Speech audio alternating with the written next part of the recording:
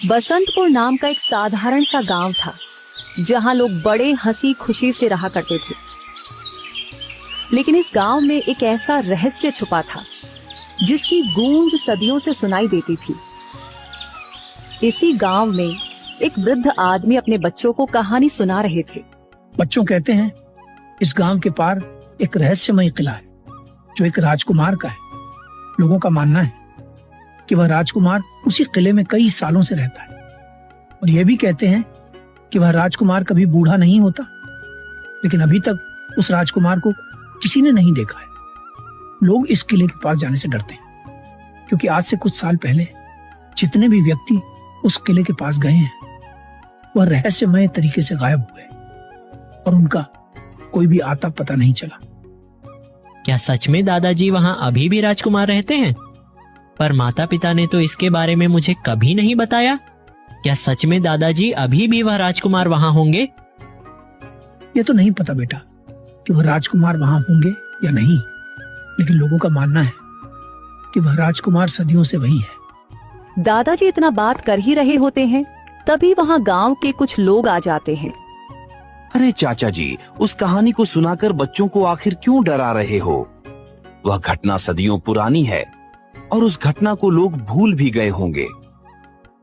इतना कहकर श्याम अपने बेटे को लेकर घर चला जाता है। लेकिन गोलू के मन में कुछ और ही चल रहा था। श्याम को अपने घर ना जाकर उस किले की खोज में जंगल की तरफ निकल जाता है। लेकिन जंगल आज कुछ ज्यादा ही शांत था। जंगल में गोलू को अलग अलग तरह के आवाज सुनाई दे रहे थे। गोलू डरते हुए बोलता है, हे भगवान, लगता है मैं इस जंगल में आकर बहुत बड़ी गलती कर दी। यह जंगल सच में कितना घना और डरावना है। मैं जैसे जैसे जंगल की गहराई में बढ़ता जा रहा हूँ, जंगल से आने वाली आवाज मुझे और भी डरा रही है। मेरे माता पिता मुझे ना पाकर चिंतित भी हो रहे होंगे। गोलू इतना बोल ही रहा था तभी उसके सामने से एक विचित्र पक्षी तेजी से निकलती है, मानव की वह गोलू को दिशा दिखाने की कोशिश कर रही है। गोलू उसे पक्षी के पीछे पीछे चला जाता है। जैसे ही गोलू जंगल के दूसरे दिशा से बाहर निकलता है वो पक्षी गायब हो जाता है। गोलू जैसे ही सामने देखता है तो उसे एक बहुत ही पुराना किला दिखाई देता है। ऐसा लग रहा था कि मानो वह किला गोलू का ही राह देख रहा था। सच में यह किला तो वैसा ही है जैसा दादाजी ने बताया था। यह किला देखकर ऐसा लग रहा है मानो यहाँ पर कोई इंसान सदियों से अपना पैर नहीं रखा हो। गोलू बिना डरे किले के अंदर चला जाता है। तभी एक चमकदार रोशनी निकलती है और उस रोशनी से वही राजकुमार प्रकट होता है। मैंने कई सदियों के बाद किसी इंसान को किले के अंदर आते हुए देखा। नहीं तो कई लोग किले के बाहर ही अपना जान गंवा देते। अवश्य तुम कोई साधारण इंसान नहीं हो। आप तो सचमुच में एक राजकुमार हैं, परंतु आप इतने वर्षों से वैसे ही जवान और फुर्तीले कैसे हैं? क्या आपकी उम्र कभी घटती नहीं है? मैं एक श्रापित राजकुमार हूं। मैं कभी बूढ़ा नहीं हो सकता। दरअसल मैं एक दिन जंगल में शिकार करने के लिए गया था। मैंने जैसे ही एक हिरण पर तीर चलाया, वह तीर हिरण को न लगकर पेड़ के पीछे बैठे एक आश्य मुनि को जा लगा और क्रोध में आकर हर्ष ने मुझे इस किले में बांध दिया।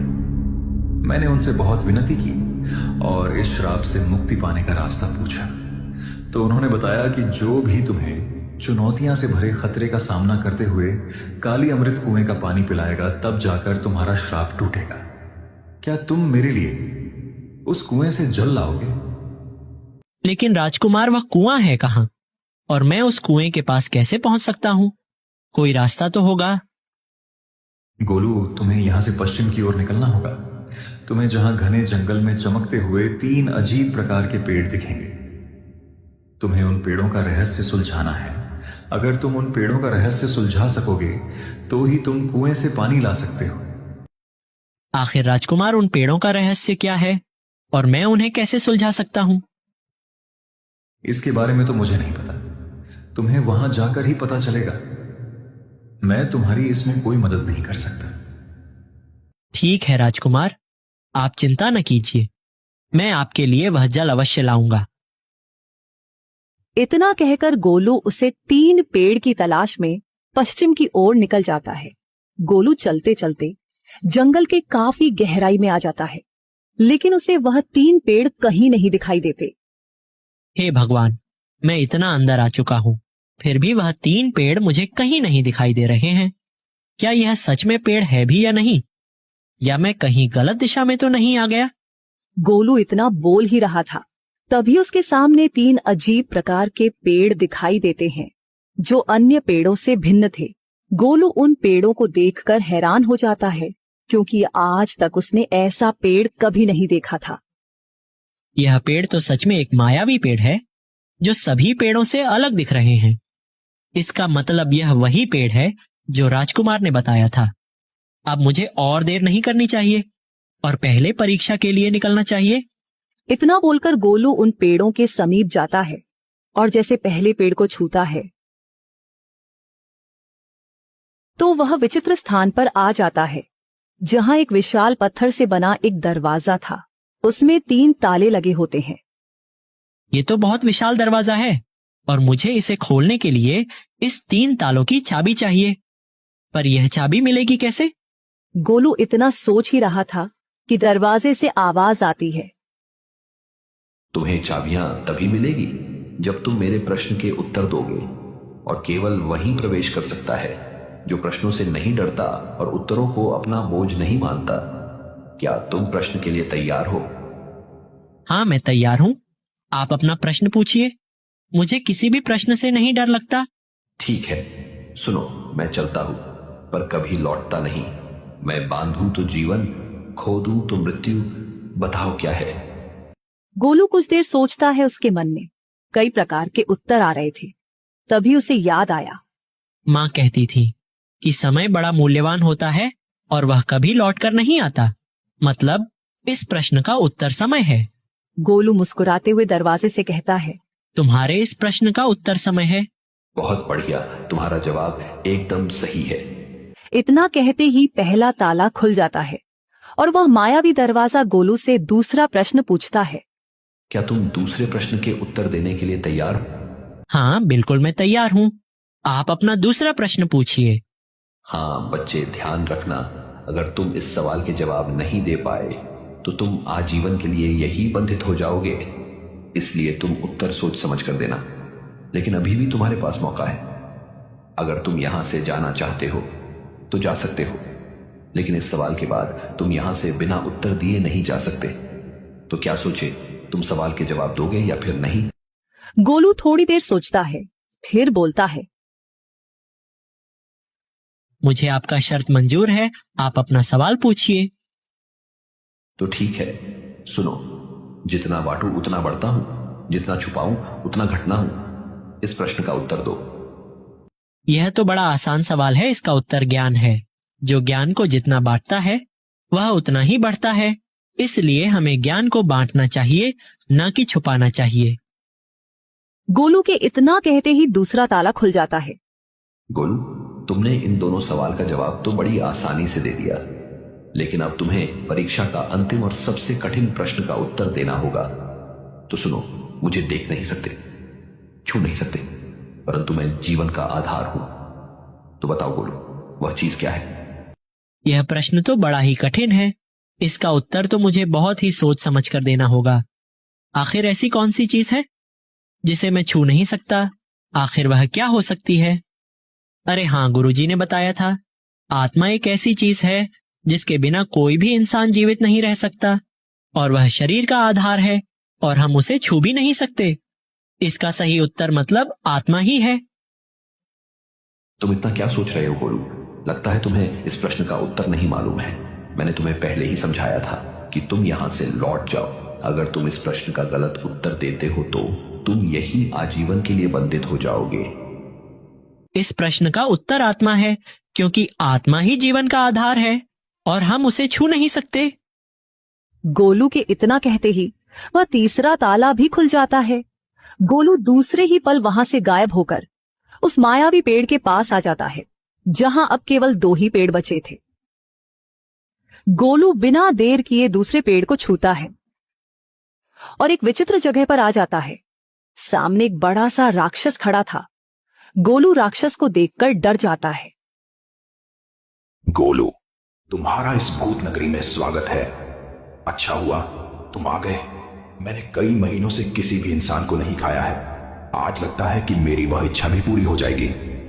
गोलू राक्षस के मुंह से इतना बात सुनकर डर जाता है और मन में बोलता है, अरे नहीं, यह राक्षस बड़ा ही दिनों से भूखा लग रहा है। लगता है मेरे बचने का रास्ता नहीं है। अब मैं क्या करूं?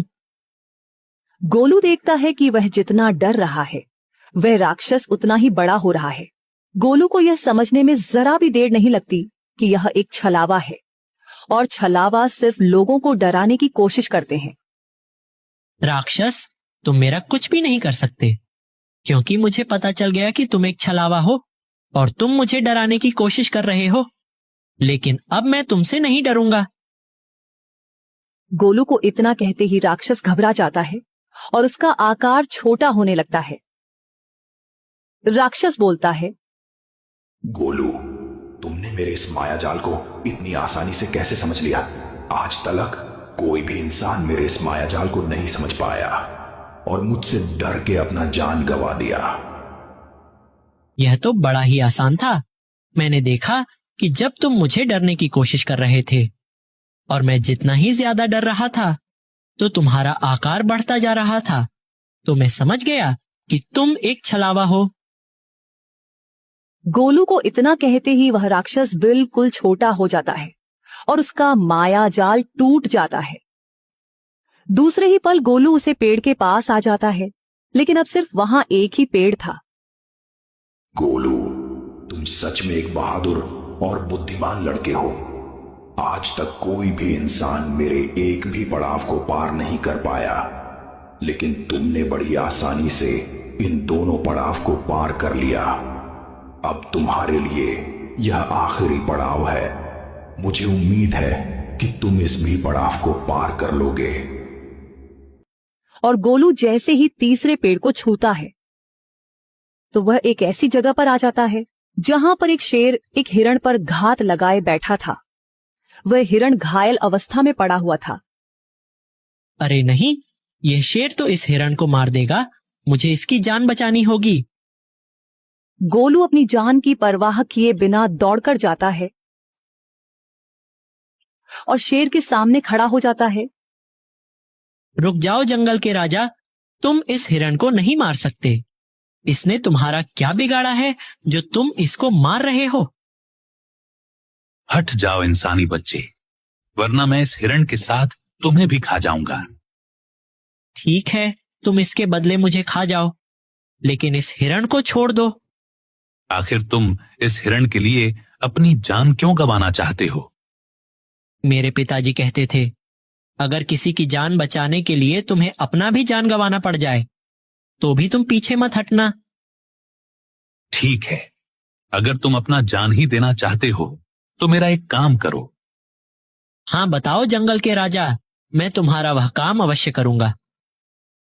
तुम्हें यहां से कुछ दूर जाना है। वहां एक गुफा दिखाई देगा। उस गुफा में एक राक्षसी रहती है। उसने मेरे बच्चे और पत्नी को कैद कर रखा है। तुम्हें उस राक्षसी से मेरी पत्नी और बच्चे को छुड़ाना होगा। अगर तुम ऐसा कर पाए तो मैं तुम्हें और इस हिरण को भी छोड़ दूंगा। गोलू उसकी शर्त मान लेता है और उस गुफा की ओर चल देता है। थोड़ी देर में वह उस गुफा के पास पहुंच जाता है। जैसे ही अंदर जाता है तो वह देखता है कि सच में वह राक्षसी शेरनी और उसके बच्चे को एक पिंजरे में कैद कर रखी थी। तुम आ गए गोलू, मैं तुम्हारा ही इंतजार कर रही थी। तुम्हें उस शेर ने भेजा है ना, अपने पत्नी और बच्चे को छुड़ाने के लिए। लेकिन तुम यहां आ तो गए हो, पर बचकर नहीं जा पाओगे। देखो राक्षसी, मेरा तुमसे कोई आपसी शत्रुता नहीं है। तुम शेर के पत्नी और बच्चे को छोड़ दो। उसके बदले तुम जो कहोगी मैं वह करूंगा। ठीक है, मैं इन्हें छोड़ दूंगी, पर मेरे 3 सवालों का जवाब देना होगा। अगर तुम उस सवाल के जवाब देने में कामयाब हो गए तो मैं इन्हें छोड़ सकती हूँ। ठीक है, आप अपना सवाल पूछिए, मैं उत्तर देने के लिए तैयार हूं। ऐसी कौन सी चीज है जो जितनी निकालो उतनी ही बढ़ती जाती है? गोलू सोच में पड़ जाता है और काफी देर तक इस सवाल का जवाब ढूंढता है।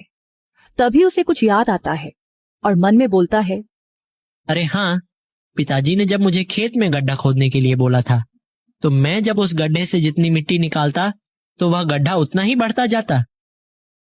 तुम्हारे इस सवाल का जवाब गड्ढा है, क्योंकि गड्ढे से जितनी मिट्टी निकालोगे वह उतना ही बढ़ता जाता है।